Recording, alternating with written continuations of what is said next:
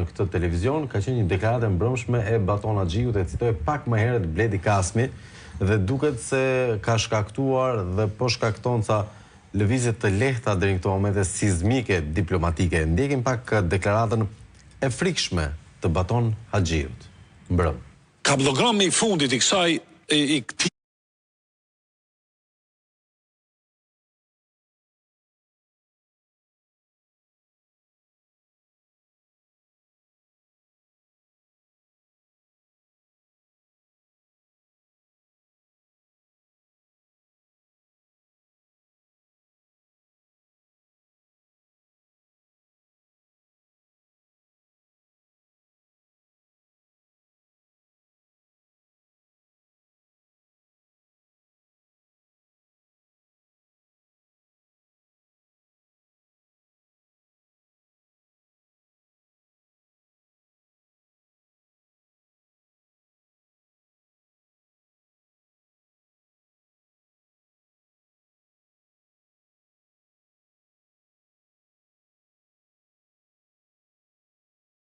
më pas qeno delir i Batonit apo dikush pranoi pa dashje që përgjojnë ambasadën edhe komunikimet e saj?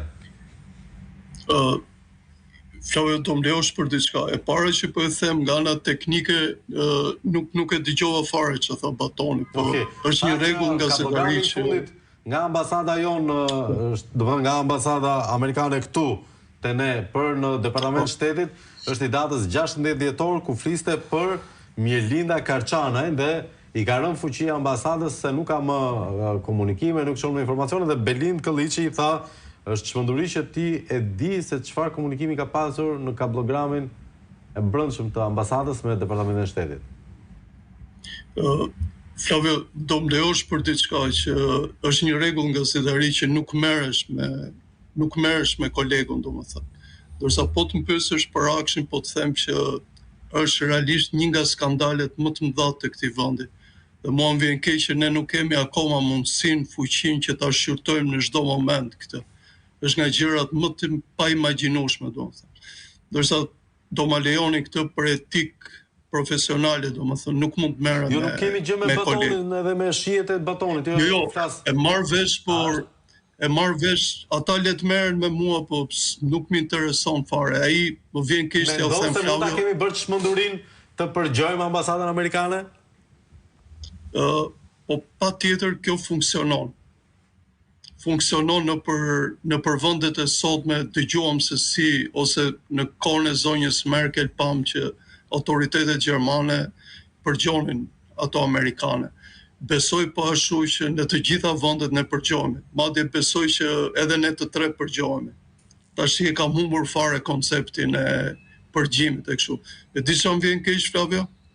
Ta u them realisht, më vjen keq që këta njerëzit që përgjojnë, nuk përgjojnë këta njerëzit që vjedhin edhe bëjnë korrupsionin hapur në shtetin që ka ngritur zoti Rama.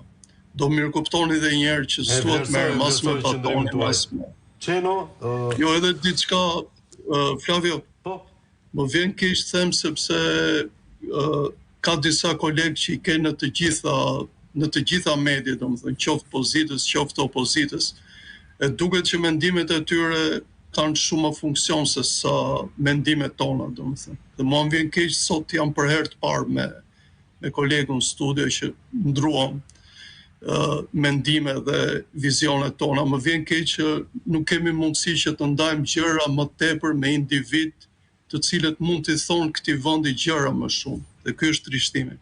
Besoj edhe Qeno e vlerëson komplimentin për të. Faleminderit Andoni. Qeno, është një moment ky tronditës? Po, për mënyrën se si apo është banal? Mënyrën si e shikojnë, jo, është më e thellë se kaq. Pra, për mu, Baton Haxhiu përfaqëson subkonsciencën e Edi Ramës.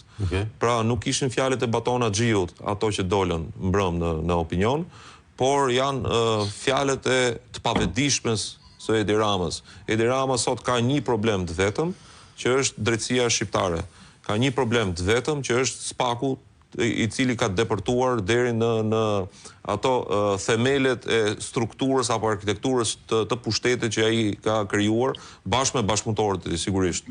Kështu që në mënyrën si e shikojnë, aty janë fjalët e pavetdijshme se Edi Ramës. Nëse do kthehemi në kohë, pra po të bëjmë një lloj edhe krahasimi të fjalimit që përdori Edi Rama dje në bordin e paqes, ku u bazua kryesisht për të prekur, si thush, djeshmërinë e kombit shqiptar, duke folur për 4 të ish drejtuesit të UÇK-s, të cilët ndodhen në burgim në Hag. Dhe më pas del Baton Haxhiu. Baton Haxhiu është personi që është përdorur edhe 6 vite më parë, apo më shumë se sa 6 vite më parë, kur ka dalur në opinion, në të njëjtin emision, aso kohë me hartë dhe mi shkop në dorë, ku fliset për shkëmbimet territoresh. Duke patur, duke qenë i vetëdijshëm për atë që do shkaktonte qoftë në opinionin publik shqiptar, po dhe qoftë në ndërveprime që do ndërmerreshin nga institucione apo dhe vende të tjera, qoftë shërbime, qoftë institucione të tjera ligjvatuese të huaja. Dhe më pas e gjitha është histori.